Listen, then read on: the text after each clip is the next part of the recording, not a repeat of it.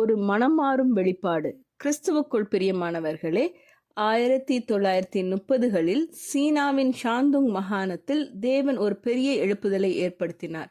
அப்போது பாவ உணர்ச்சியால் மக்கள் மிகவும் உடைந்ததால் பிரசங்கிகள் தங்கள் சொற்பொழிவுகளை கூட முடிக்க முடியவில்லை என்று சாட்சிகள் கூறினர். மக்கள் வேதனையுடன் அழுது கத்தத் தொடங்கினர். இப்படி ஒன்று உங்கள் சபையில் கடைசியாக எப்போது நடந்தது? என் சபையில் எப்போது நடந்தது? கடைசியாக நான் தேவனுடைய இரக்கத்திற்காக எப்போது அழுதேன்?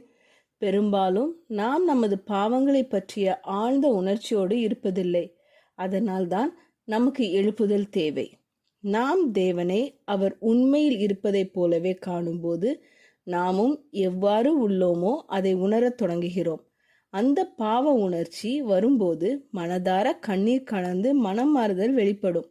நீங்கள் தேவனிடம் உங்கள் இருதயத்தில் ஒரு எழுப்புதல் தரும்படி கேட்பீர்களா? அப்படி என்றால் நீங்கள், கர்த்தாவே, நீர் எவ்வளவு பரிசுத்தமானவர் என்பதை எனக்கு காண்பியுங்கள். உமது பரிசுத்தத்தில் என் இருதயத்தின் இருண்ட மறைந்த மூலைகளையும் எனக்கு காட்டுவீராக என்று ஜெபிப்பீர்களா? ஜெபம் செய்வோம்.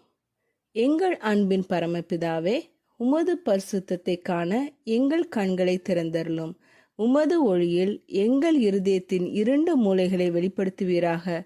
எங்கள் பாவங்களை உணர்ந்து மனமாறி உம்மிடத்தில் உடைந்த இருதயத்தோடு எங்களை வர செய்வீராக. உமது சபையில் ஒரு எழுப்புதலை உண்டாக்கி அனைவரும் உம்முடைய இரக்கத்திற்காக ஏங்க செய்வீராக.